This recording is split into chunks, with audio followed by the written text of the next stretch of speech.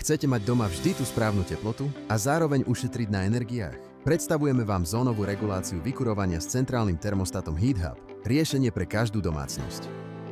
Vďaka zónovej regulácii môžete nastaviť teplotu v každej miestnosti individuálne, v obývačke teplo, v spálni sviežo, v detskej izbe komfortne, presne podľa potrieb každého člena rodiny. HeatHub je inteligentný centrálny termostat, ktorý všetko riadi jednoducho a prehľadne. Stačí pár kliknutí na dotykovom displeji, alebo ovládanie cez mobil či tablet a teplotu máte pod kontrolou kdekoľvek sa nachádzate. Bežné vykurovanie ohrieva celý dom naraz, často zbytočne. S HeatHubom kúrite len tam, kde práve treba. To znamená nižšie účty za energie a šetrnejší prístup k životnému prostrediu. Zónová regulácia s HeatHubom prináša viac pohodlia, úsporu peňazí aj lepší pocit z toho, že šetríte energiu. Zistite viac o zónovej regulácii a HeatHube na 3volt.sk. Spravte svoj domov modernejším a efektívnejším už dnes. Takže toľko trošku komercie na začiatok, ale ja sa budem snažiť nielen z toho technického hľadiska, ale aj trošku z obchodného hľadiska povysvetľovať, prečo je to teda ten HeatHub výhodou mať a aké sú teda hlavné výhody. A samozrejme väčšia časť bude venovaná tým technickým otázkam, ako sa to zapojí, akým spôsobom sa to nakonfiguruje. A samozrejme celé vám to ukážem aj reálne v praxi, akým spôsobom sa to robí. Takže, čo je zónová regulácia, asi väčšina z vás vie. Teda je to spôsob riadenia teploty v domácnosti, ktoré vychádza z toho, že každá izba alebo teda zóna má nejaký svoj buď termostat, alebo je to nejak centrálne napojené a výhodami tej zónovej regulácie je hlavne teda úspora energie, keďže nie všade potrebujeme vykurovať na rovnakú teplotu. Väčšinou tie nezónové alebo centrálne regulácie vychádzajú z toho, že niekde na chodbe alebo centrálnej miestnosti, povedzme v obývačke, máme nejaký centrálny termostat, ktorý vlastne buď zapne kotol alebo vypne kotol a všade sa kúri rovnako. Samozrejme, tá teplota je relatívna a v tej obývačke tá môže byť ovplyvňovaná nejakým iným spôsobom. Samozrejme, v dnešnej dobe tie energie stoja niečo a každý sa snaží nejak to zredukovať, hlavne tie výdavky na tie energie, lebo je to v podstate ten najväčší výdavok tej domácnosti, aby sme mali hlavne v zime teda teplo v každej miestnosti tak, jak treba. Hlavne tie výhody tej zónovej regulácie, teda, jak som spomínal, je úspora energie, potom samozrejme individuálny komfort. Nie každý chce mať v spálni 22 stupňov ako v obývačke. Je tým pádom aj zdravšie prostredie, čo sa týka, povedzme, spálni, tak samozrejme nie je dobre mať tam veľmi teplo, potom sa zle spí, potom ľudia sa otvárajú okná a tak ďalej. Dlhšia životnosť systému vyplýva aj z toho, že nespínate, alebo teda je to relatívne odolnejšie voči nejakým poruchám, keďže keby vám odišiel jeden termostat, tak väčšina toho domu vám vykúri tie miestnosti. Rýchla reakcia systému samozrejme závisí aj od toho, že aký priestor vykurujete a keď máte tie priestory menšie, tak je to lepšie. Možnosť vzdialeného ovládania dneska samozrejme je to či už centrálna alebo aj zónová regulácia, tam tie možnosti sú takisto. No a podľa využívania vieme dobre, že dneska ľudia používajú alebo majú aj rôzne hosťovské izby, ktoré sa nevyužívajú a tam je zbytočné teda prekurovať podobne ako v nejakých tých miestnostiach, v ktorých žijeme. No a samozrejme, ak tu máme nejakých ľudí, ktorí majú radi ekológiu, tak je to aj ekologickejšie. Z hľadiska toho zase je to nadviazané na tú úsporu energie, takže čokoľvek nám ušetrí energiu, tak aj zvyšuje ekologickosť. A tá hodnota nehnuteľnosti, samozrejme, keď máte možnosť nejakého riadenia, automatizácie, tak tá hodnota nehnuteľnosti sa zvyšuje. Nevýhody z tej zónovej regulácie veľakrát je teda neriadený príkon. Znamená hlavne v čase, keď povedzme nabieha vykurovanie, teda na jeseň, keď zapneme všetky termostaty, tak povedzme pri teplote nejakých 18 stupňov a snažíme sa dotiahnuť tú teplotu tak, aby bola teda komfortná, tak sa nám spustia všetky termostaty naraz To môže byť nevýhoda hlavne dneska, keď tie príkony nám definuje distribúcia a už vlastne sa snažia nejakým spôsobom optimalizovať tú sieť distribučnú, takže väčšinou teda sa používajú na prípojke ističe, ktoré nemajú nejakú veľkú kapacitu, okolo tých 20-25 amperov alebo 3x25 amperov, čo pri technológiách, ktoré dneska používame v domácnostiach, rôzne varné dosky, bojlery, trúby, mikrovlnky a tak ďalej, tak môže byť niekedy problém, hlavne pri tom nábehu. O tom môže byť pre niekoho nevýhodou aj manipulácia s termostatmi, hlavne povedzme pri malých deťoch, ktoré by mohli do tých termostatov zasahovať. Niektorí sme sa stretli aj s tým, že vadí niektorým ľuďom aj rušivé cvakanie tých malých relátov, ktoré sú v tých termostatoch. Hlavne keď to je spálni a v noci vieme, že ten zvukový ruch vnímame omnoho citlivejšie. No a samozrejme životnosť termostatov, keď máme priamo na termostat napojený výkon celkový, čiže pri elektrickom vykurovaní, tak to relé, ktoré je v tom termostate, je mechanické a samozrejme časom sa opotrebuje a je nutné vymeniť celý termostat. Riešenie týchto nevýhod zónovej regulácie s termostatmi môže byť rôzne. Jedným z najčastejším riešením dneska, ktoré sa používa, je použitie systému inteligentného domu, čo ale vyžaduje samozrejme akoby riešenie na mieru, čiže nejaké programovanie, či už je to systémy PLC alebo rôzne systémy inteligentných domov. Ako poznáme, na Slovensku najčastejšie sa používajú Loxon alebo Tabhom, no ale to si vyžaduje samozrejme preškolenie trošku takého širšieho rázu a toto nie každému môže vyhovovať, ale hlavne povedzme v tej elektrikárskej branži nie každý je otvorený týmto riešeniam a aj preto my sme prišli s riešením, ktoré sme nazvali teda HeatHub, ktoré nevyžaduje programovanie a zároveň rieši tie nevýhody zónovej regulácie. Čiže máme centralizovanú reguláciu, ktorá je umiestnená niekde v rozvádzači, na dynlište.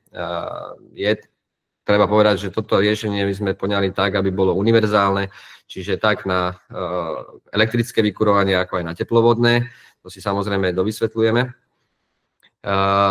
Vnímali sme, že dneska je populárny minimalistický dizajn, čiže aby sme mali diskrétne prvky, nie každý chce mať na stene všetky možné ovládače, skôr je to vymyslené tak, aby na stenách neboli žiadne termostaty, aby to bolo schované. Takisto sme poriešili s týmto systémom tzv. Tie energetické nároky, čiže bude si možné nastaviť využitie presne. Není to programovanie, ale je to viac menej také nastavenie, čo mi má kedy vykurovať, keďže bežne dneska v tých domoch A0, A1 to vykurovanie podlahy beží tak 4, maximálne 5-6 hodín za 24 hodín, aj keď sú už teda zimy. Tak sme usúdili, že môžeme tieto miestnosti alebo zóny striedať medzi sebou, ale riadene, a tak, aby nešli vždy naraz. Takže tam si potom vysvetlíme, to je tá funkcia SmartSync. Ďalšou takou zaujímavou funkciou je Masterlock. Tá slúži hlavne rôznym prenajímateľom chát, apartmánov, kedy teda tí zákazníci alebo nájomníci dosť často menia tú teplotu nežiaduco, hej, až extrémne veľakrát a tým pádom vznikajú samozrejme straty na tom zisku, ktorý majú z toho nájmu, keďže tá energia každým stupňom od tej ideálnej teploty, čo je 21-22 stupňov, keď začnete pridávať, tak už ide exponenciálne hore aj spotreba. Celé sme to postavili na univerzálnej aplikácii, aby to bolo samozrejme do budúcna aj udržiavateľné. Tá aplikácia sa volá Tuya alebo Smart Life. Táto aplikácia je, alebo teda firma, ktorá vyvíja tú aplikáciu, tak sa zamerala na to, že združuje viacerých výrobcov rôznych zariadení a sústredia sa hlavne na aktualizácie toho softvéru, aby ten softvér bežal bez problémov. Je to univerzálna aplikácia. No a tým, že sme teda zariadenie umiestnili do rozvadača, tak sme okrem Wi-Fi connectivity pristúpili aj k ethernetovému pripojeniu, lebo môže byť povedzme nejaké obmedzenie z hľadiska toho odtienenia, keďže tie rozvádzače bývajú aj plechové. Takže pri novostavbách je dobré povedzme si priviesť potom tam aj pripojenie sieťové, ktoré je bezpečnejšie a spoľahlivejšie samozrejme vo veľa prípadoch. Výhody zónovej regulácie HeatHub, teda, jak som spomínal, tie nevýhody zónovej regulácie bežnej, tak sme vyriešili teda to kontrolované riadenie, diskrétny dizajn, tým, že používame senzory, ktoré sú schované niekde v stenách, niekde pod vypínačom. Ďalej, čo som nespomínal ešte, je PWM regulácia alebo pulzná šírková modulácia. Tá má obrovskú výhodu, hlavne kvôli prekurovaniu, keď máme bežný termostat, ktorý má nastavený nejaký set point, teda nastavenú teplotu.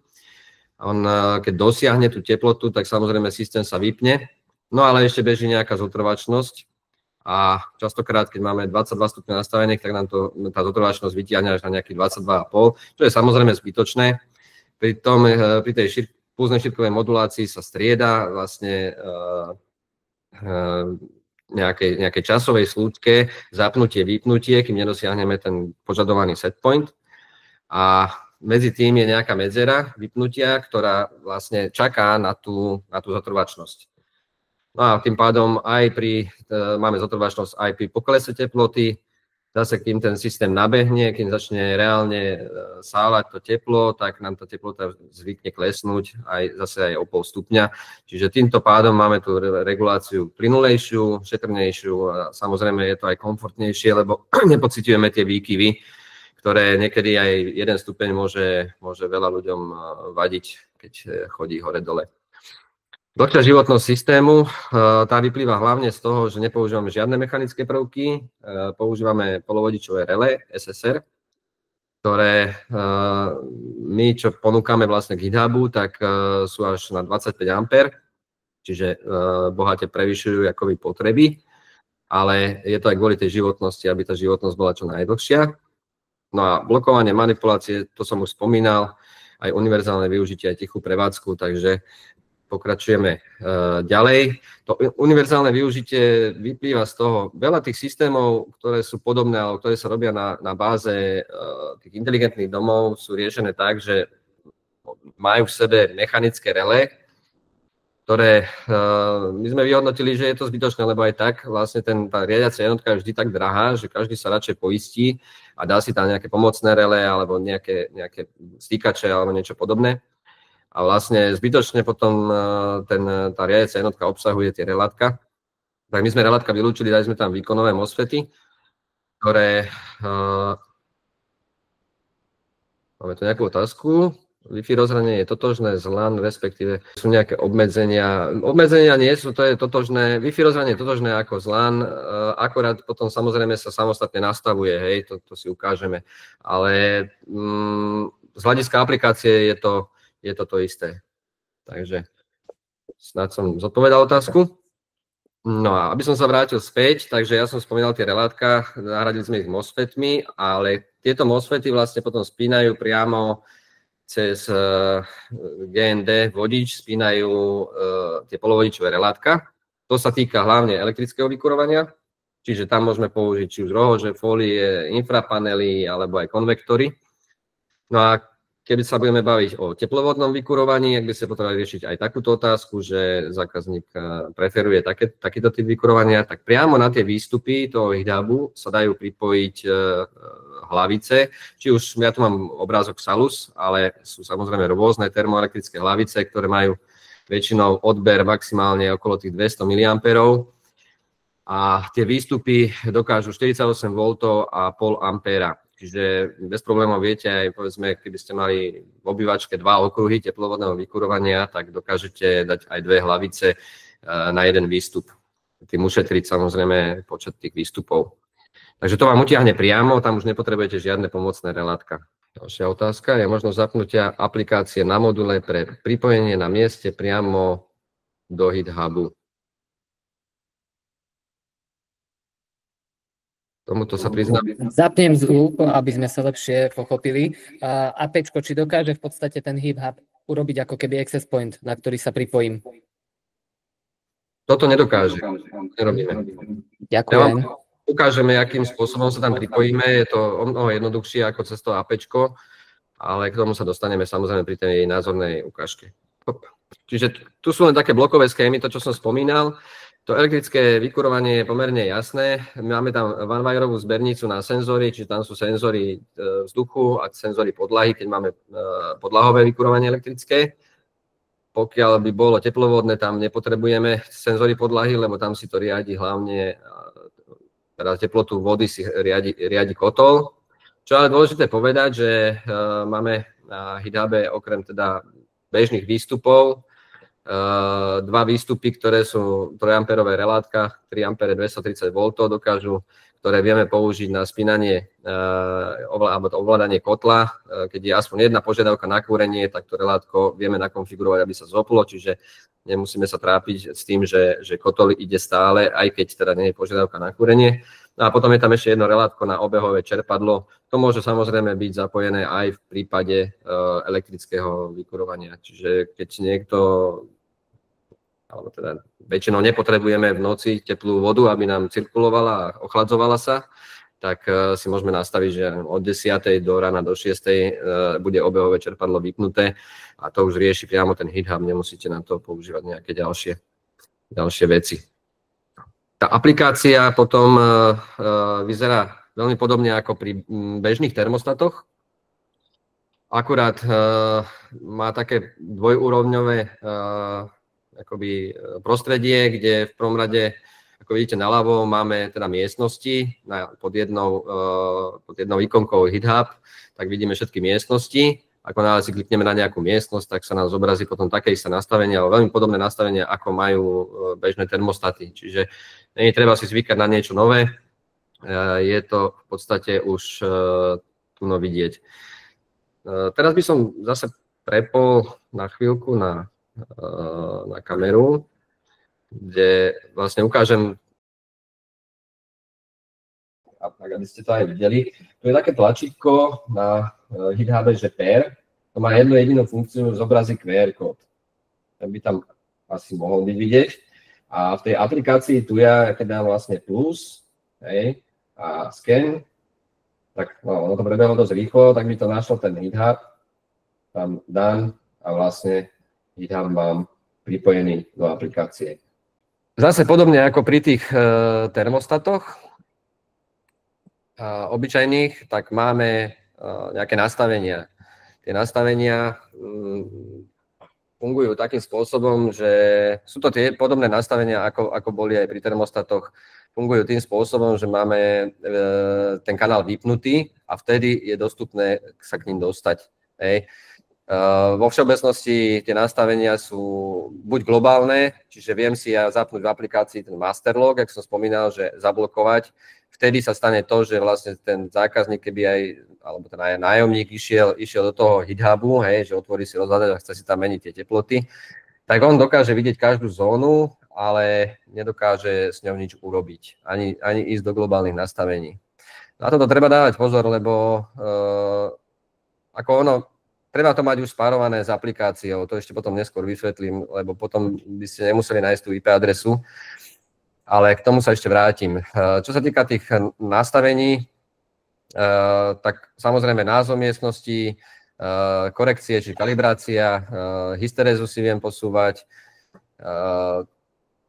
teplota podlahy, typ senzorov môže byť air, alebo air floor, alebo iba floor, to poznáme z tých termostatov. Máme tu aj detekciu otvorenia okna, ktorá vlastne vychádza z toho, že sa teplota miestnosti prudko zmení. Čiže tu máme nastavené napríklad 3 stupne, hej, Window Detection Delta T, tak sú 3 stupne a potom vlastne ten shut off time a to je vlastne čas, na ktorý sa kúrenie vypne, hej, keď zdetekuje otvorenie okna. Samozrejme zámraz a frost protection, je tam aj limit, čiže tu je nejakých 5 stupňov a potom sú vlastne adresy senzorov, k tomu sa ešte dostaneme. Je to tak urobené, aby to bolo čo najjednoduchšie nakonfigurovať. Nemusíte to robiť cez aplikáciu, dá sa to robiť potom cez webové rozhranie ale k tomu sa dostanem. Potom sú tam nejaké týždenné programy alebo manuálny režim. Samozrejme, tie týždňové programy sú dobré kvôli tomu, že keď niekto naozaj chodí, že celá rodinka alebo dom sa opustí o 8, o 7 ráno a najbližšie sa do domu niekto vráti o 4, tak nemá zmysel ako vykurovať tam na 22 stupňov. Tam si treba ponížiť. Dokážete takto ušetriť aj 30% energie. Samozrejme, keď je niekto doma alebo má home office, tak to nedáva až taký zmysel, ale možno, že na niektoré miestnosti sa to dá aplikovať aj v tomto prípade. Ten SmartSync, teda kontrolované riadenie zón, zapínania, vypínania, v tom nastavení vyzerá takto nejako, ale o čo sa jedná? Máme povedzme celkový výkon 5000 W nainštalovaný a nechceme, aby nám to spínalo naraz, lebo máme tam nejaké, ja neviem, nabíjame auto alebo čokoľvek, ja neviem, máme malé ističe, ale chceme, aby sa nám ten výkon rozdeľoval na povedzme 3-časové pásma. A tie 3-časové pásma si jednoducho viem rozdeliť, že sa budú, povedzme, každé časové pásmo bude mať 180 sekúnd, to je tam SmartSync period. A potom si už zadefinujem konkrétne miestnosti, v ktorej tej perióde majú ísť. Ja toto všetko ukážem potom názorne, čiže teraz vám to len vysvetľujem.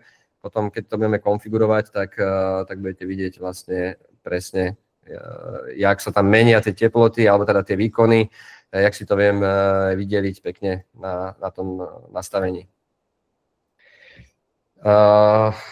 Pokiaľ dostanete zariadenie, tak je dobré, z môjho hľadiska aspoň, aby som to bral ako takú výhodu, pripraviť si to zariadenie doma. Jedná sa o to, že zákazník nemusí mať ešte sieť, nemusí mať tam ani Wi-Fi, ani nič, proste inštalujete to a chcete, povedzme, už zahájiť nejaké to aspoň temperovanie, aby, povedzme, ja neviem, vysúšalo potier, alebo proste, aby tá stavba nejakým spôsobom sa rozbehla. Ten HeatHub není závislý vôbec na internete, on dokáže fungovať samostatne. A keď ho máte dopredu nakonfigurovaný, tak samozrejme, že to aj lepšie vyzerá u toho zákazníka. Prvé, čo potrebujete, keď vlastne zakúpite to zariadenie, tak zistiť jeho IP adresu. Čiže najlepšie je doma si to do nejakej vlastnej siete cez ten RE45 konektor, čiže normálne na kábel to pripojiť. Vtedy on má samozrejme zapnuté DHCP a on vám rovno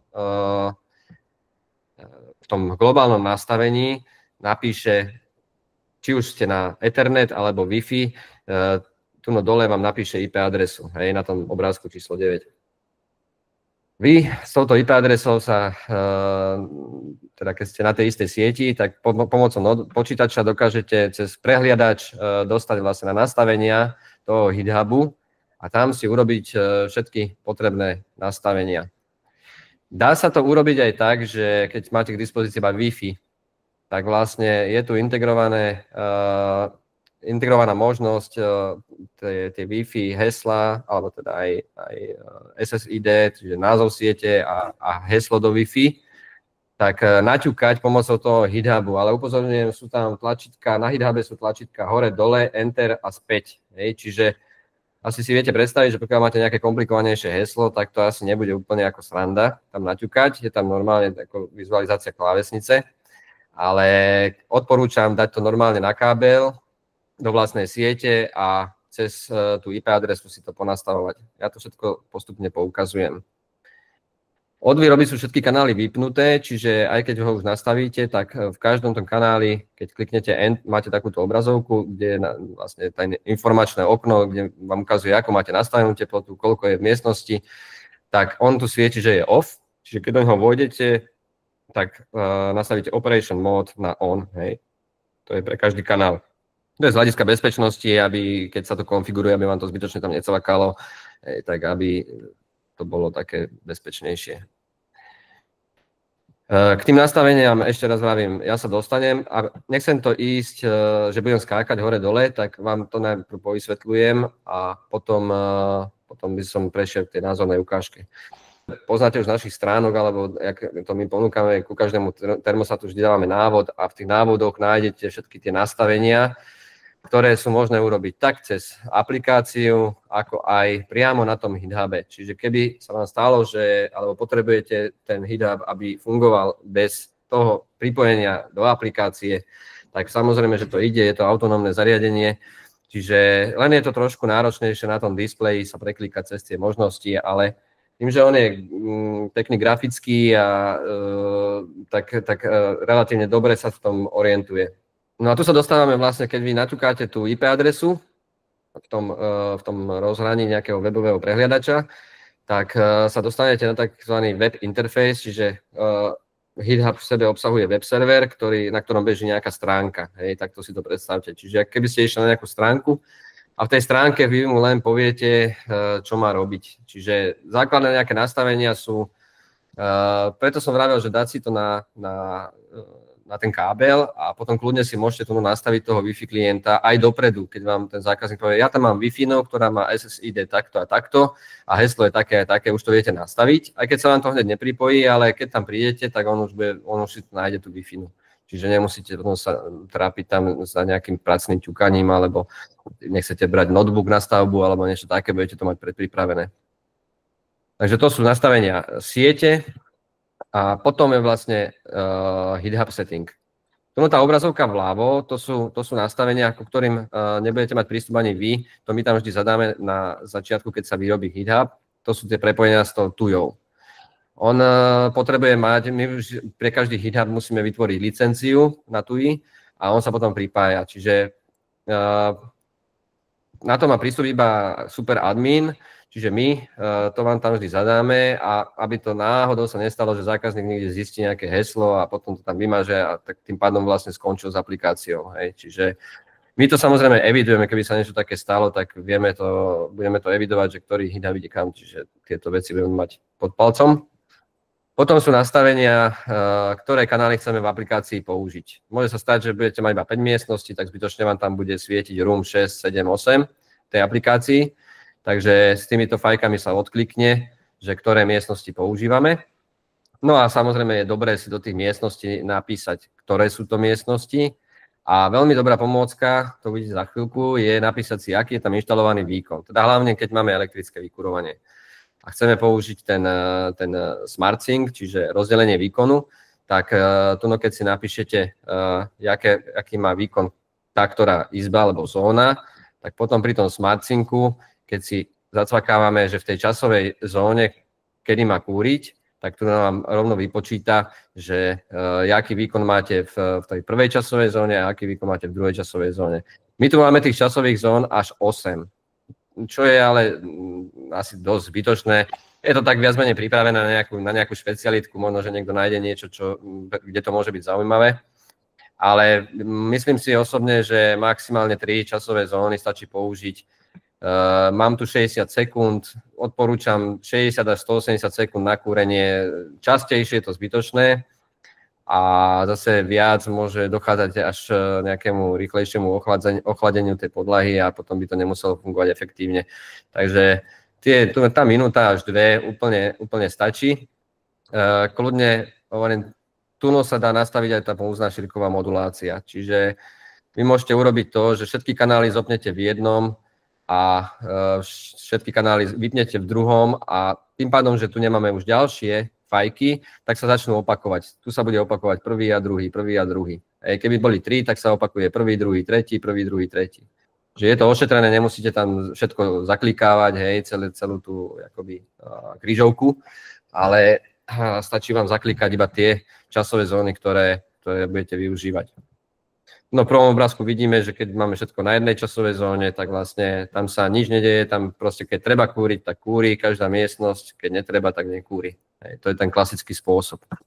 Čo sa týka tých senzorov, tam je to trošku také, zase je to výhoda, že my nemusíme každý senzor ťahať do rozvádzača, ale my máme vlastne senzory na zbernici. Tí, ktorí ste robili niekedy Loxony, tak to poznáte, je to vlastne vanmajerová zbernica. Netajeme sa tým, že sme odtiaľto prevzali tú myšlienku, ale je to pomerne dobrá vec, lebo do rozhľadača potiahnete jeden FTP kábel, ktorý vlastne obíde alebo naslučkujete ho okolo celého domu, tam, kde budú tie senzory. A vlastne paralelne sa pripájate tým senzorom ku tej zbernici. Tu odporúčam nachystať si všetko dopredu, senzory pripájať, až keď už konfigurujeme ten HeatHub. No a lebo stane sa to, že vy vlastne uvidíte všetky tie senzory naraz, čo nemusí byť úplne jasné, že kde ktorý je. Takže niekto bude musieť s nejakým ohrievačom. Ono to je rýchle, to sú radovo sekundy, že jak reaguje ten systém. Že myslím, že polsekundový interval tam je. Čiže vy, keď ho nahrejete, tak on sa okamžite prejaví a pri tom výbere senzorov vám ukazuje aj teplotu jeho. Čiže keď tu máte všade 23, 24 a nahrejem na 28,1, tak viem, že to je povedzme ten senzor, ktorý držím v ruke v obývačke, tak si ho viem priradiť. Ale každopádne ideálne, asi najlepšie riešenie je zapájať si ich postupne a rovno si ich tam pridávať. On si ich takto vyberete a on už potom není k dispozícii pre ostatné. On už je vybratý. Pre senzory vzduchu máme takéto malé plošaky, ktoré sa umiestnia niekam pod vypínač. Odporúčam dávať niekam, kde neteče veľký prúd. Určite nedávajte tie senzory vzduchu tam, kde pripájate vykurovaciu fóliu na silu, lebo tie káble vám to zohrejú behom pár sekúnd aj o 2 stupne tú krabicu, keď je zavretá. Takže tam, kde je vypínač, tam je na svetlo, tam je to relatívne v pohode, alebo keď chce zákazník, tak to kľudne dajte samostatne. Potom sú tzv. Teraz senzory podlahy, tie musia byť odolnejšie, sú o niečo drahšie, ale zase relatívne v porovnaní s inými dodávateľmi, tak myslím si, že tie ceny tam máme veľmi dobre, priaznivé. Ďalej, čo by som ešte predtým, jak ukážem vlastne celý ten postup naživo, tak treba povedať, že ten HeatHub obsahuje automatickú aktualizáciu. Čiže u nás na našich serveroch sa vždy umiestni nejaká aktualizácia, ten HeatHub si niekoľkokrát za deň pozrie na tú našu stránku, pokiaľ je samozrejme v sieti v internetovej pripojený, globálnej, tak on sa pozrie na našu stránku, na miesto, kde vlastne tie updaty ukladáme. No a keď nám nájde nový update, tak si ho stiahne, reštartuje sa a všetko beží ďalej. Je to hlavne kvôli tomu, že pripravujeme aj ďalšie funkcie do toho HeatHubu, ktoré by sme chceli tam zakomponovať a samozrejme, že budú musieť byť aj softvérovo tam doplnené.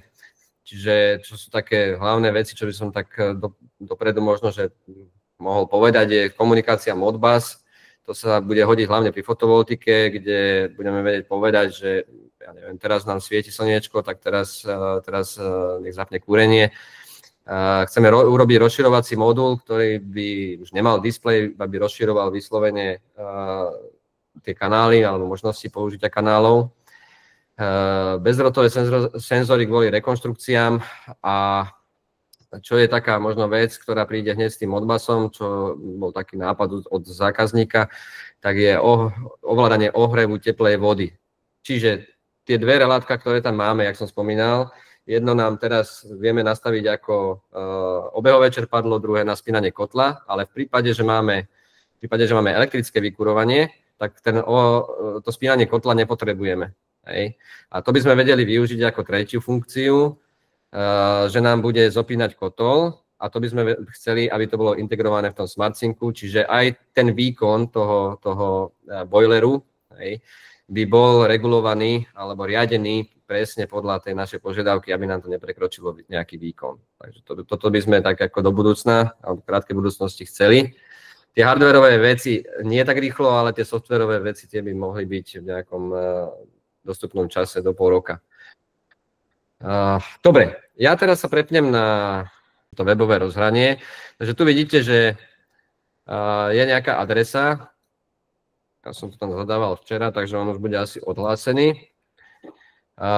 Ja sa pripojím ako admin, vy budete mať vlastne svoje heslá, tie sú uvedené aj v manuáloch, takže pokiaľ by ste potrebovali, aby zákazník vám do toho nešahal, tak tu je tzv. User management, kde vy si viete nastaviť práva pre toho zákazníka, nastaviť mu užívateľské meno aj heslo. Hej. A vy si necháte toho, myslím, že CP a heslo je kompakt, to je aj v manuáli a to si viete samozrejme zmeniť. No, tak aby som išiel od začiatku, tak máme nejaký interfejs ethernetový, tam teraz nie som pripojený, ale tam stačí pridať teda IP adresu, ale on má DHCP zapnuté automaticky, čiže tam vychádzame z toho. Teraz by ste mali vidieť vlastne tu, ten GitHub, takže keď sa posúvam šipkami hore-dole, tak vlastne prepínam medzi kanálmi. Ono to asi až tak dobre není vidno, ale dostanete na takýto kanál. Pri strate hesla máte vy nejaké master heslo alebo ERS. Pri strate hesla vieme samozrejme to uviesť do nejakých tovarenských nastavení. Vieme to zresetovať, hej. A máme aj master heslo, samozrejme. To bola otázka, ktorú som zodpovedal teda. Dobre, čiže do tých globálnych nastavení, keď vojdeme, tak keď to máme pripojené káblom, tak tu hore hneď je, ja to budem čítať, lebo asi to nevidíte dobre, je tam, že Ethernet, Wi-Fi a potom je nastavenie tých relátiek. Čiže v prvom rade ja potrebujem teda vedieť tú IP adresu, toto mám pripojené cez Wi-Fi. Takže ja keď pôjdem do Wi-Fi, tak tu dole pod displejom hneď vidím tú IP adresu. Čiže to je prvá vec, ktorú potrebujete vedieť. Ako náhle máte tú IP adresu, tak ideme na ten web. Takže už som naspäť. A naťukám ju do toho prehliadača. Hej. Zadám užívateľské meno, heslo a idem nastavovať. Pokiaľ mám tam toho klienta Wi-Fi, tak potrebujem teda, štandardne je to off, hej, tak potrebujem zapnúť Wi-Fi klient, akým spôsobom je to šifrované, no a potom zadáme meno siete a heslo do tej siete, do Wi-Fi. Hej. Treba to vždy všetko uložiť, ono si to pýta väčšinou aj reštart, aby sa to zapísalo do nejakých tam registrov.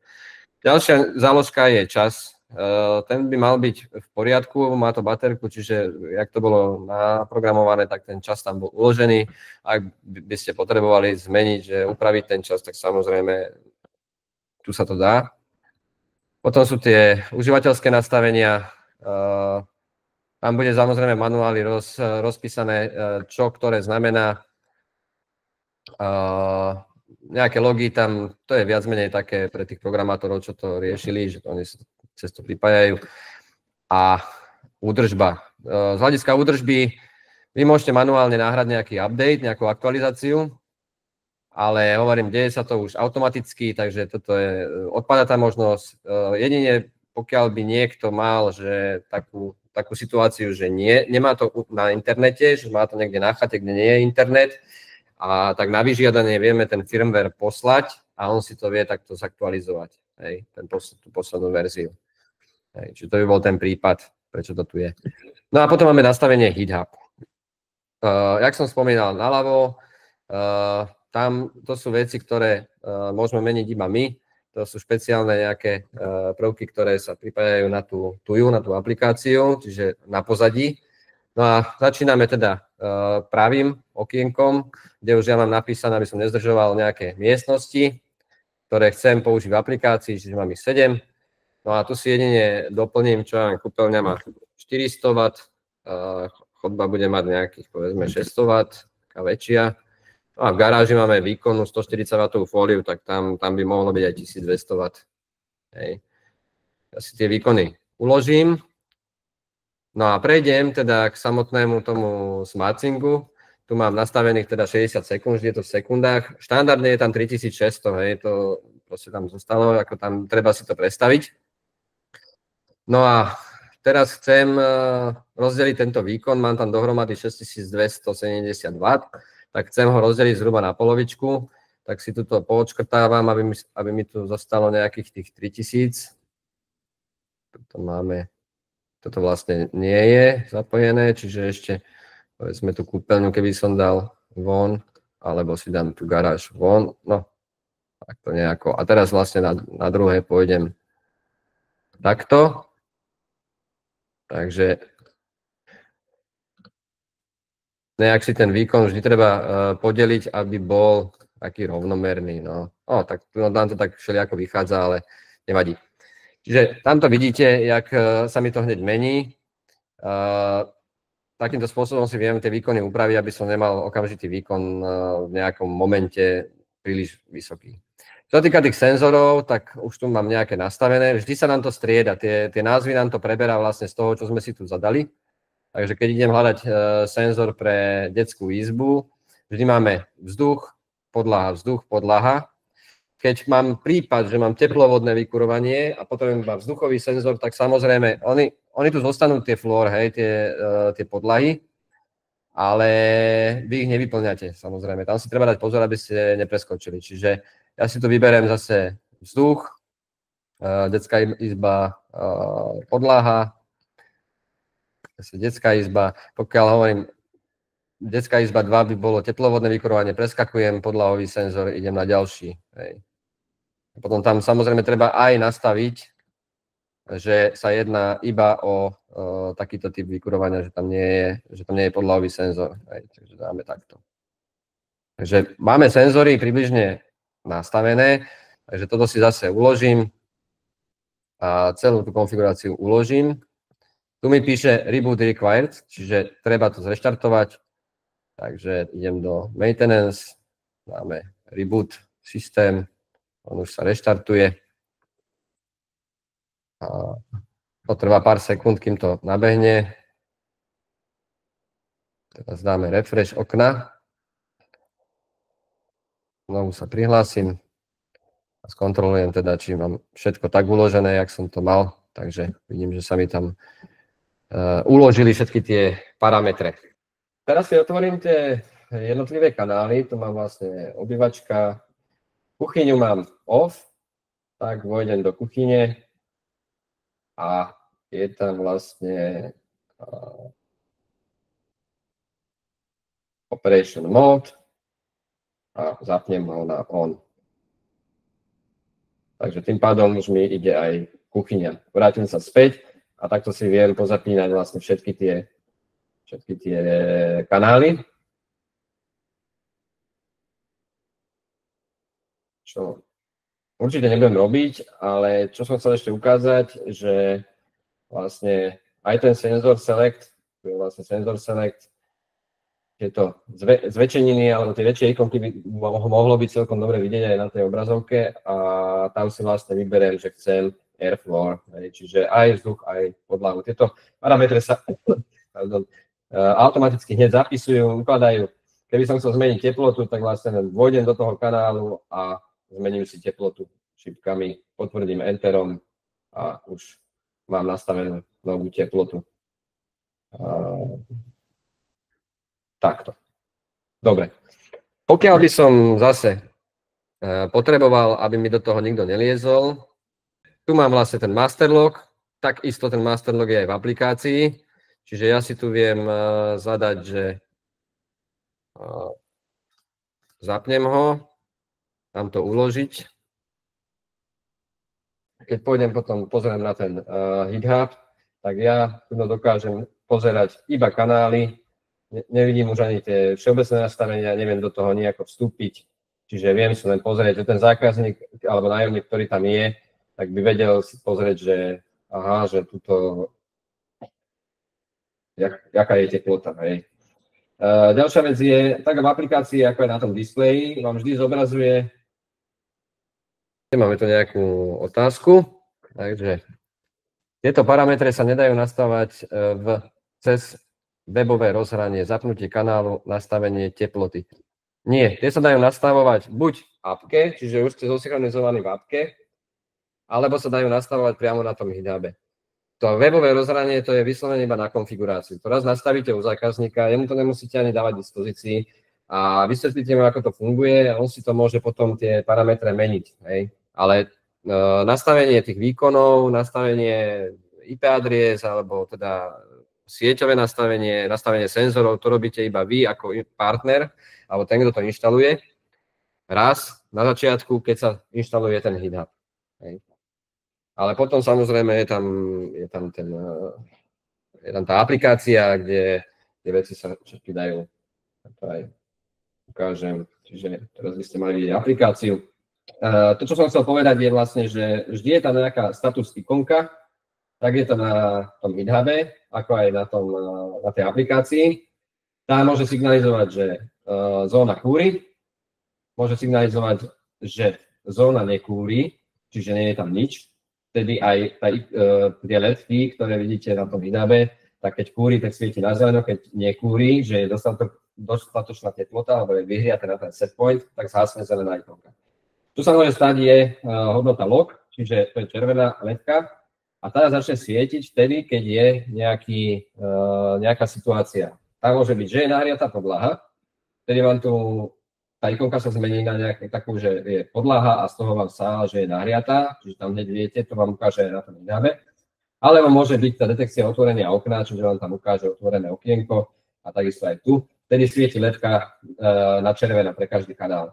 Ten display slúži, tam si to môžete potom prehľadať, že ktorú tú chybovú hlášku, alebo čo znamená tá chybová hláška, ale tie ledky slúžia na okamžité, že okamžite vidíte, že ktorý kanál vám kúri, ktorý nekúri.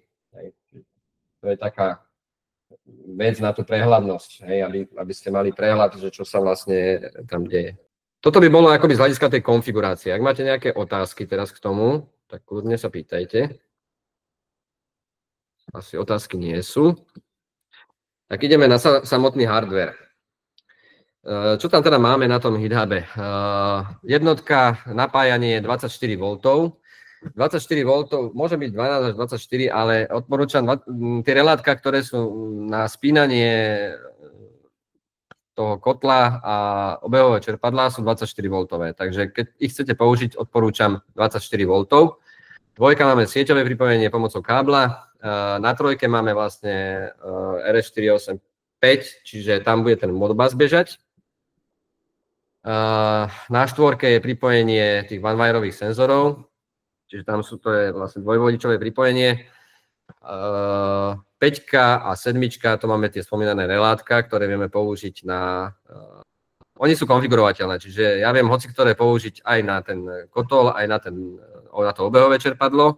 A takisto tam bude potom tá tretia funkcionalita, ktorá sa bude dať na to použiť, je to zapnutie toho boileru a riadenie vlastne časové, kedy ho môže zapínať a kedy nie. Samozrejme, že chceme tam, aby tam bol aj vlastne zapojený, k tomu boileru bude vlastne ďalšia tá kolónka pre senzor teploty, kde si budeme vedieť nastaviť, akú má mať teplotu boiler a zároveň každý ten boiler alebo ohrievač teplej vody má takú dierku na budík, ktorý ukazuje teplotu, na teplomer, a tam sa dá strčiť namiesto toho budíka, sa tam dá strčiť aj nejaký takýto senzor, ako dávame do podlahy. Takže to sa tam bude dať strčiť a vy môžete potom tým pádom aj riadiť priamo, akú teplotu má mať tá teplá voda. Ale to nie je ešte táto funkcia, to bude v aktualizácii vlastne. Dopredu hovorím, že čo tam asi zhruba bude. Takže 6 máme antenku. Tá antenka, pokiaľ by nebola možno, že tienivá ten rozvádzač, tak dá sa samozrejme kúpiť káblik, ktorým sa táto antenka dá akoby vysunúť von z rozvádzača. Nie je to úplne šťastné riešenie, ale v prípade, že je takýto problém, tak dá sa to takto posunúť. Ďalej máme vlastne 8 je displej. Na 9 máme teda ovládanie, na tom obrázku to nie je moc vidieť, ale vedľa tých ikoniek sú tlačítka, čiže hore, dole, enter a späť. S týmito tlačítkami vieme meniť veci priamo na GitHube. Tu som chcel ešte podotknúť, že je dobré na tomto, že vy vidíte vlastne aj teplotu nastavenú, akú máte nastavenú, nie len aká je aktuálna, a vidíte aj teplotu podlahy. Takže to je také celkom tam praktické. Na desinke, ja už som spomínal tie ledky, ktoré signalizujú vlastne kúrenie, teda heating a log. To sú buď zelená alebo červená. Nad nimi sú ledky, ktoré signalizujú vlastne tie relátka.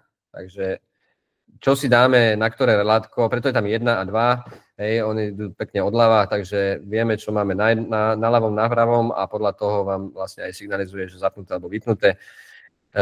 Dolu 11 je ledka, ktorá signalizuje teda zapnutie. Na 12 máme informačnú ledku, že nám systém beží. Ona permanentne bliká. To je tá komunikácia s tou tujou, hej. Čiže ona keby neblikala, alebo bol nejaký takýto problém, tak ten systém by bol zamrznutý, hej. Čo by sa nemalo samozrejme stať, je tam watchdog, takže by mal zreštartovať, pokiaľ by také niečo sa stalo, že ja neviem, môže byť nejaký výboj bleskový alebo niečo také, tak zamrzne počítač vo vnútri, tak on sa zreštartuje automaticky. Tá 13 je signalizácia Wi-Fi, čiže pokiaľ by ste išli pripojiť na Wi-Fi, tak keď trvalo svieti, tak vtedy je pripojené. Čiže vy nastavíte nejaké nastavenia pomocou toho web rozhrania, no a ako náhle to zapnete, tak vám vlastne tá ledka Wi-Fi na modro bliká. Ako náhle sa pripojí na tú sieť, že ste zadali dobre SSID a hesla, tak ona prestane blikať, začne svietiť trvalo. Takže viete, že ste pripojení do Wi-Fi siete. No a 16, to sú vlastne 8 krát výstupy, ktoré spínajú zem. Ešte si ukážeme aj vlastne na obrázkoch, schémach, že akým spôsobom sa potom zapojí. Toto všetko, čo tu vidíte, samozrejme budete mať k dispozícii. Jednak tento webinár bude uložený u nás na YouTube, čiže viete sa k nemu vrátiť. Všetko to, čo ukazujem, je aj v manuáloch. Hej, takže ku každému GitHubu my dodávame manuál, kde tieto veci sú všetky spomínané. Senzory sa zapájajú, máme proste dva kontakty, jedno je dáta, jedno je zem. Dobre je použiť v tej stavbe, alebo kde idete robiť nejaký FTP kábel, ktorý samozrejme aj chránený trošku zvonku. Ja viem, že je tam 8 vodičov, nám stačia 2, ale nikdy neviete, na čo sa vám zídu ďalších 6. A zapájame ich teda takým spôsobom, že vždy do krabice, kde budeme merať teplotu vzduchu, čiže povedzme nejaký vypínač, tak tam urobíme slučku. Tu na tom obrázku, kde je to trošku nešťastne urobené, ale nie je tu slučka, je tu vlastne akoby koncový. Hej. Čiže keby sme išli do ďalšej krabici, tak vychádzame, paralelne zapojíme biely a zelený a ideme do ďalšej krabice. Potom z tej krabice treba urobiť samozrejme chráničku smerom k zemi, kde vyjde teplota, alebo teda senzor teploty podlahy. Kľudne CAT 5 môže byť použitá, už som počul, že to niekto robil aj na cikine, ale ako odporúčam samozrejme krútenú dvojlinku na ten OneWire. Je to pomalá zbernica, nie je to rýchla zbernica, takže ako nevadí to tomu, ale máte to aj odlíšené, že to je proste niečo nízkonapäťové a pokiaľ je to novostavba, tak radšej použiť takýto kábel, ako vždy to je bezpečnejšie. Tá OneWireová zbernica, taká špecifikácia dátovej zbernice OneWire hovorí, že dá sa iba zbernicový systém, to znamená, že žiadne stromy, žiadne hviezdy. Ja sa priznám, že v minulosti mal som prípad, že potreboval som do stromu, hej, že jednu vetvu som urobil akoby ďalej, fungovalo to, ale neodporúča to vlastne výrobca, alebo návrhár tej zbernice neodporúča inú topológiu ako zbernicovú. Čiže na to chcem upozorniť. Zapojenie pre elektrické vykurovanie. Máme nejaký zdroj 24V, ktorým môžeme napájať potom samozrejme aj tie výstupy. Na tie výstupy vy môžete dať aj niečo externé. Vy vlastne, najčastejší spôsob bude, keď použijete tých 24V, ktoré naslučkujete na tie relátka, ten plus, a cez zem je vpravo, upozorňujem, je to trošku tak možno, že nelogicky, ale je vpravo a výstup je vľavo do toho relátka. Ale je to tam aj na tom plošáku, je to vidieť, je to nakreslené tam, takže nemali by ste sa pomýliť. Odporúčame, každý kanál dáva, to už dlhodobo odporúčame cez prúdový chránič, kvôli zvodovému prúdu, hlavne pri tých vlhkých stavbách. No a, alebo teda kombinovaný prúdový chránič, by som povedal, a nemusíte potom dávať samozrejme ističe. Tie relátka majú 25 A. Tieto relátka, ktoré my k tomu dodávame alebo ktoré sme sprístupnili, sú už s chladičom. Oni zaberú približne 2,5 modulu. Nie 2, ale 2,5. Treba s tým počítať. Na druhej strane, tým, že sú trošku širšie, môžu mať ten chladič väčší a nie sú také vysoké ako tie jednomodulové relátka. A potom s tými jednomodulovými je problém, že sa nezmestia do toho rozvádzača, keď je nejaký plitší rozvádzač, tak je to potom problém.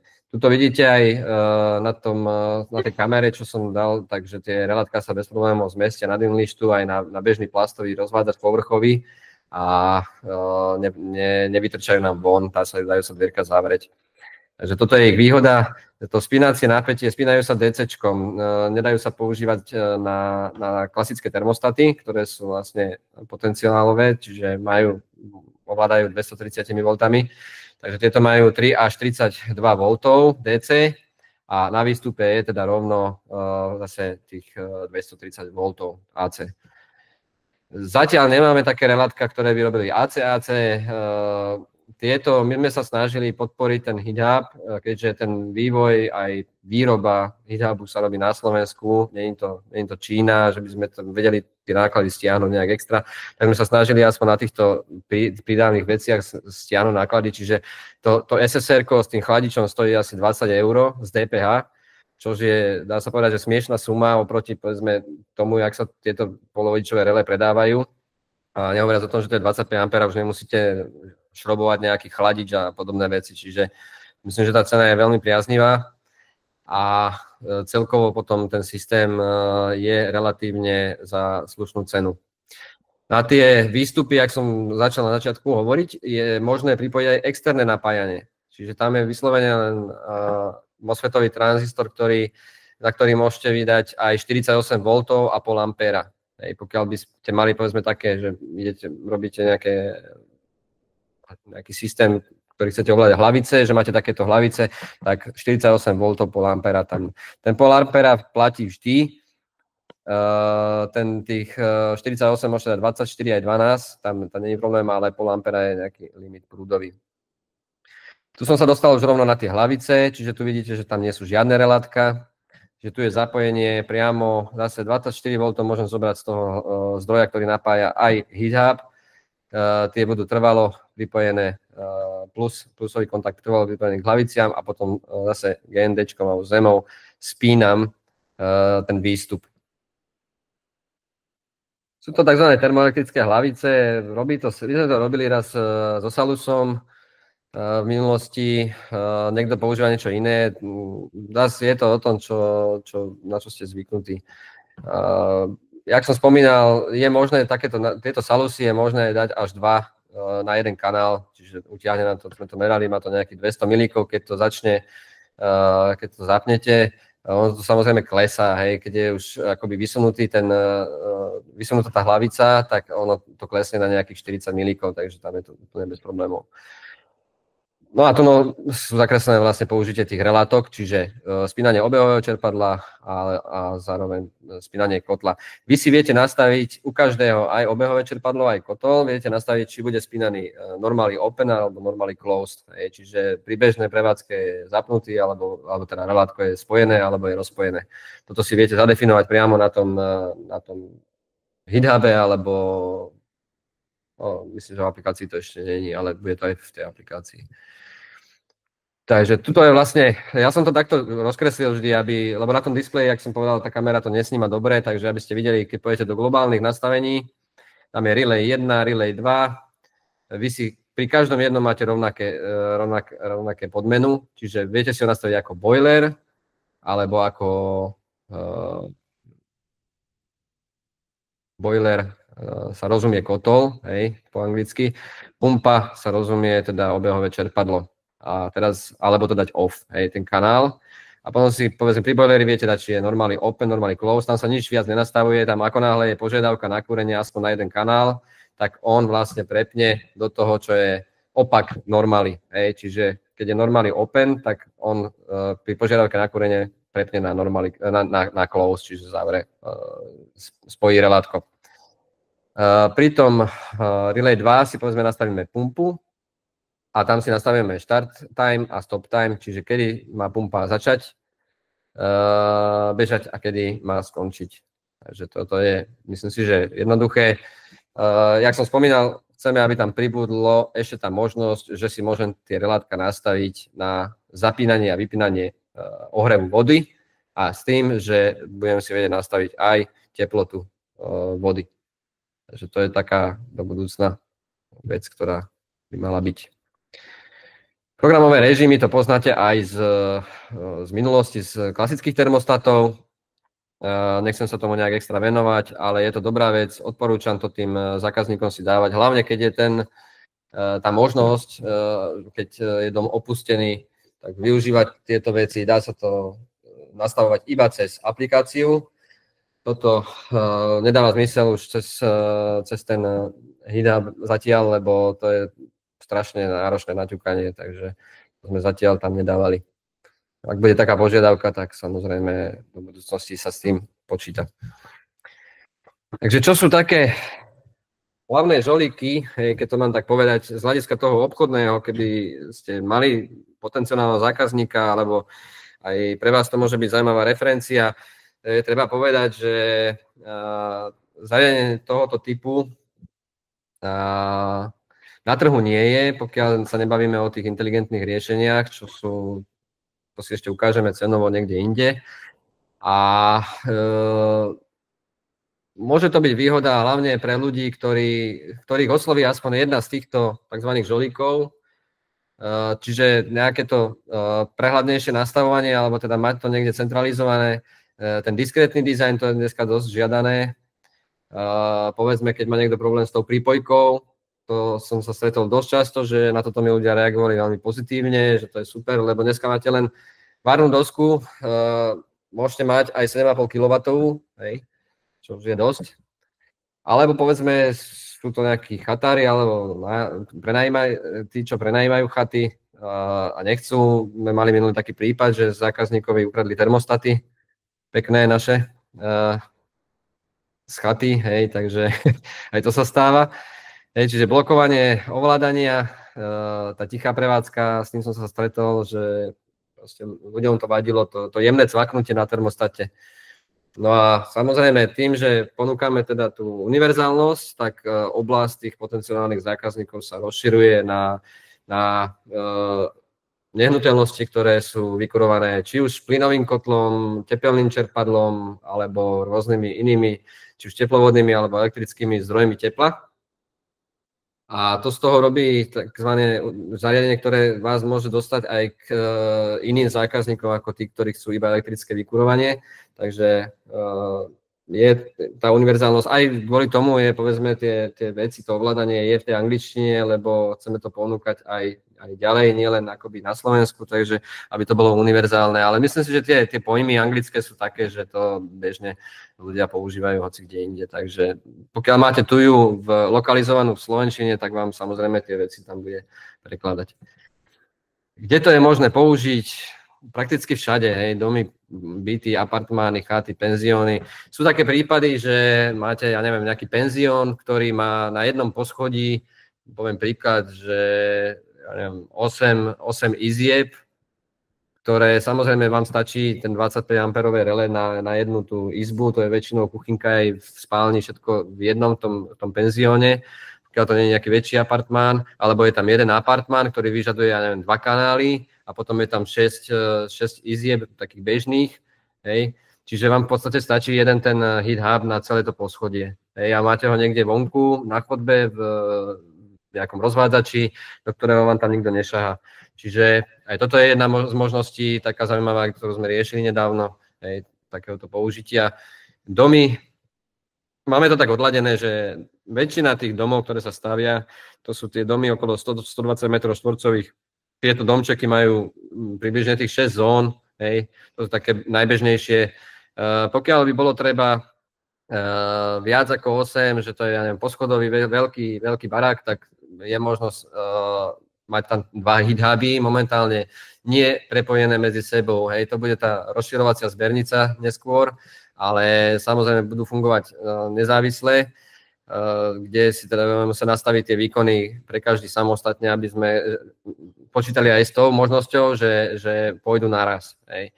Ale do budúcna plánujeme, aby to rozšírenie pomocou tej MOD2 zbernice bolo nielen povedzme na tú fotovoltiku, ale na ďalšie rozširovacie moduly, ktoré nám zabezpečia aj povedzme tie väčšie domy. Hej. Ale tých 8 kanálov bežne postačuje na dom s rozlohou, ja neviem, 150-160 m2, čo už je viac, keď berieme, tak to už je menej ako 1%, čo sa stavia. Takže momentálne sme takto. Je to náš vývoj, čiže nevieme urobiť všetko naraz, bohužiaľ, ale budeme sa snažiť akoby dodávať tam do budúcna ďalej. Závisí to aj od toho, jak sa to bude predávať. Čiže robíme tomu pomerne masívnu kampaň, takže veríme, že máme také ohlasy a spätné väzby, že je to vec, ktorá chýba na trhu a je žiadaná.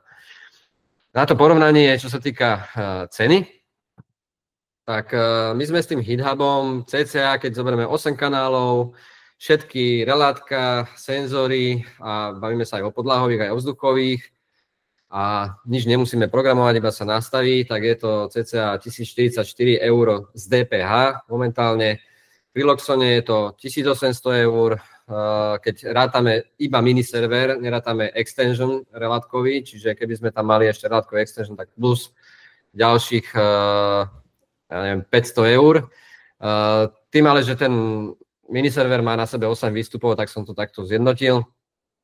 Tab Home sa pohybuje až, ešte čo som bol prekvapený, keď som to zrátal, až na ešte vyššie jak Loxon. Takže je to zhruba cca polovička z toho, čo sa dá robiť vlastne s týmito. Samozrejme, oni potom tie inteligentné domácnosti alebo tieto riadiace jednotky ponúkajú viacej možností. O tom nie je pochyb, ale pokiaľ máme zákazníka, ktorý chce vyslovene iba kúrenie a chce ho zónovo, tak a nechce nič ďalšie, absolútne nad tým neuvažuje, tak nemá zmysel akoby ísť do toho riešenia. Hlavne keď potrebujete na to preškolenia, na tie inteligentné systémy. Viem, že Loxon otravuje každý rok, hej, s dvojdňovými, trojdňovými školeniami a takýmto spôsobom, pokiaľ máte väčšinu takýchto vecí iba na kúrenie, tak viete jednoducho použiť HeatHub bez nejakých väčších komplikácií.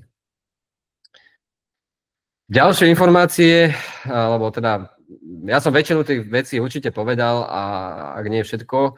A sú samozrejme, keď budete si ukázať zákazníkovi, máme nejaké letáčiky, máme samozrejme informácie na tom webe, kde sú zhruba manuály zatiaľ na web nedávame, aj kvôli konkurencii, aj kvôli tomu, že sa nám proste stávalo, že nám to niekto okopíroval alebo ukradol. Tak zatiaľ tým, že je to vlastne produkt, ktorý ešte nie je tak známy, tak chceme trošku eliminovať tú konkurenciu. Ale samozrejme tie manuály sú podrobné, ku každému produktu bude vytlačený manuál, dostanete ho. Pokiaľ by niekto potreboval ten manuál skôr, nech sa ozve, že si to chce preštudovať dopredu, tak samozrejme budeme k tomuto otvorení, len to nechceme vystavovať úplne na každému dopredu. Takisto sú tam to videjko, čo som vám ukazoval na začiatku, tak je na YouTube, alebo ho nájdete aj cez náš web. Pôjdete na Trivolt YouTube, tak tam Trivolt Slovakia, tam ho nájdete. Potom je tam ešte videjko, ktoré ukazuje to napravo, ktoré ukazuje zapojenie toho HeatHubu. Čiže aj to si viete tam pozrieť, keby ste sa nejak borili s tým, že kde čo ako zapojiť, tak je tam animácia, ktorá ukazuje, ako je to zapojené. No a ja myslím, že to je na dnes asi všetko. A teraz zostal nejaký priestor na otázky, takže ja budem rád, ak budú nejaké tie otázky, ktoré budú aj zaujímavé a budú k veci. Na čo je USB-C? No, tak jasné. Kľudne môžete sa aj odmutnúť, teraz to nebude vadiť, nehovorím všetci naraz, ale kto chce hovoriť, takže to nevidí problém. USB je servisný konektor, hej, tam beží v podstate, na USB-čku beží RS, alebo konvertovaný RS-232, pomocou ktorého ja si viem pozrieť tú komunikáciu. Keď je nejaký error, tak v podstate hocikto sa tam vie napojiť a môže vidieť tú komunikáciu s touto, keby bol nejaký problém. Ale problém by bol iba vtedy, keby boli špatné tie údaje, ktoré sú zadané v tom web serveri, ktorý vlastne určuje identifikáciu toho konkrétneho HeatHubu. Ďalšia otázka. Tlačidlo PER. Tak.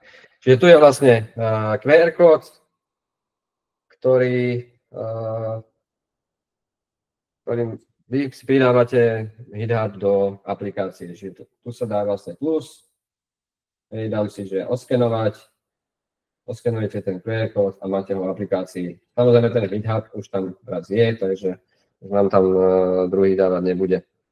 Takže ďalšia otázka tu je, dá sa urobiť záloha v prípade pokazenia zariadenia a výmeny kus za kus? Záloha zatiaľ není riešená.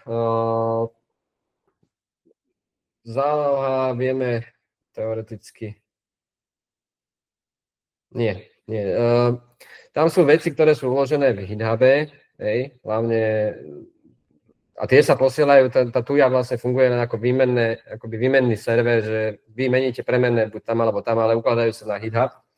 Čiže tam je treba znova to nakonfigurovať. Záloha ani není veľmi ako spraviť. Ďalšia otázka je, displej má možnosť uspávania, aby sa stále nesvietil. Nie, displej je umiestnený v rozvádzači, tam nerátame s tým, že ho bude treba uspávať, aj keď teda do budúcna to nie je úplne zlá indícia, hlavne kvôli tomu, aby sa šetril ten displej, asi by to bolo fajn. Ďalšia otázka je, funguje to aj na Smart Life, alebo treba zmeniť nastavenie? Smart Life je v podstate tuja, len je to v iných farbách, takže to je úplne presne to isté, len v modrej. No, takže to si myslím, že je v pohode. Nie je tam žiadne nastavenie, ktoré by bolo treba prepnúť, či to má byť Smart Life alebo tuja. Zatiaľ tá cena bola doporučená koncová.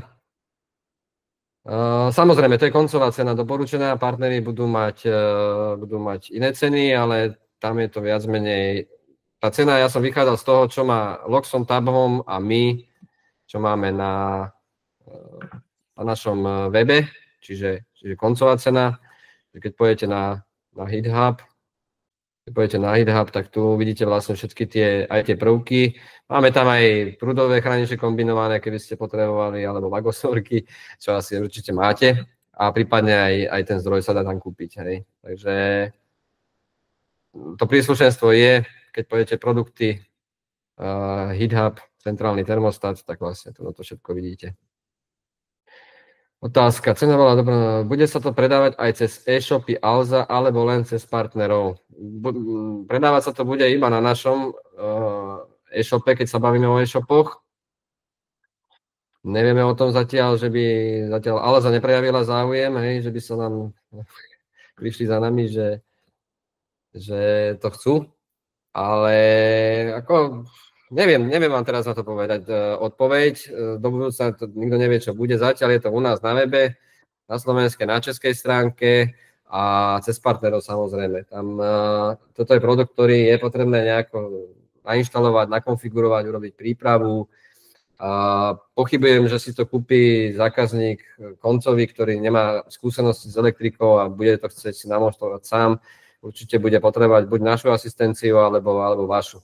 Hej, čiže a my sa snažíme, pokiaľ je to proste niekde ďalej, tak posúvať tieto informácie ďalej. Preto je toto školenie, aby sme teda tú aktualizáciu na tieto veci vám priniesli a aby ste boli schopní. Samozrejme, pokiaľ sa k tomu dostanete a budete potrebovať pomoc, nakonfigurovať alebo čokoľvek, akékoľvek otázky, toto školenie je viac menej také úvodné. Viem, že ťažko si všetko pamätať naraz, preto hovorím, bude aj ten webinár bude na webe, a zároveň budú k tomu manuály a zároveň môžete zavolať mne. Ja som priamo nerobil akoby vývoj toho zariadenia, v spolupráci s jednou firmou sme to robili, čiže aj to programovanie, to veci nám pomáhajú oni robiť. Čiže je to tak robené ako na veľmi profi úrovni. S tým, že na druhej strane zase ja som architekt viac menej, alebo aj s kolegami sme architekti tých funkcionalít. Čiže máme to prelezené, čo to má robiť, ako sa to má nastaviť. To boli naše požiadavky, ktoré sme my zadávali a tí programátori to tam implementovali. Takže my vieme každú jednu maličkosť, ktorá tam sa má urobiť alebo dá robiť, tak toto ovládame. Takže kľudne z hľadiska toho užívateľského a technického užívateľského, tak to vám vieme vždy poradiť. Takže kedykoľvek nám zavoláte aj o polnoci. Po tom roku to mám všetko v hlave v registroch. Otázka. Každý zakúpený HitHub už bude mať aktivovaný tu je účet, alebo ho bude nutné aktivovať následne cez vás? Áno, každý bude mať už, to sú tie informácie, ktoré som spomínal, že tie nebudete môcť zmeniť.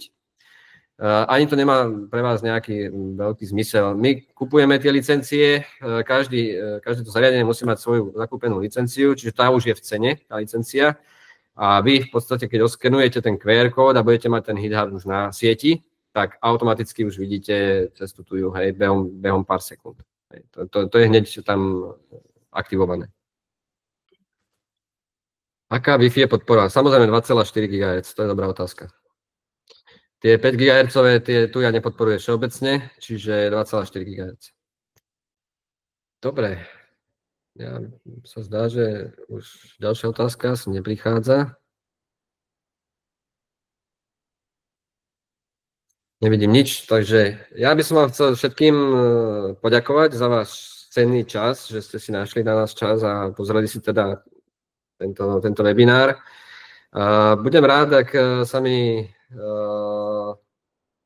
ozvete, keď budete mať nejaké otázky, alebo či je vhodné, že tu vyskočila jedna otázka, že pri výpadku elektriky to reštartuje automaticky, jasné, výpadok elektriky je reštart, hej, takže to je jasné, to si pamätá, je v tom baterka, čiže pamätá si to aj nastavenia, nejaké časové a takéto veci, čiže tam není problém vôbec žiadny.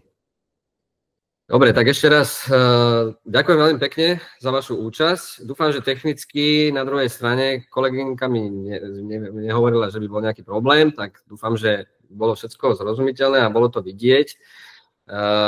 Jak som spomínal, nahrávame to, takže bude to k dispozícii, len to trošku zostriham, nejaké moje čakania a takéto veci, aby to bolo rýchlejšie a bude to k dispozícii na YouTube. Takže nevidím ďalšiu otázku, takže veľmi pekne ďakujem a teším sa na nejakú ďalšiu spoluprácu.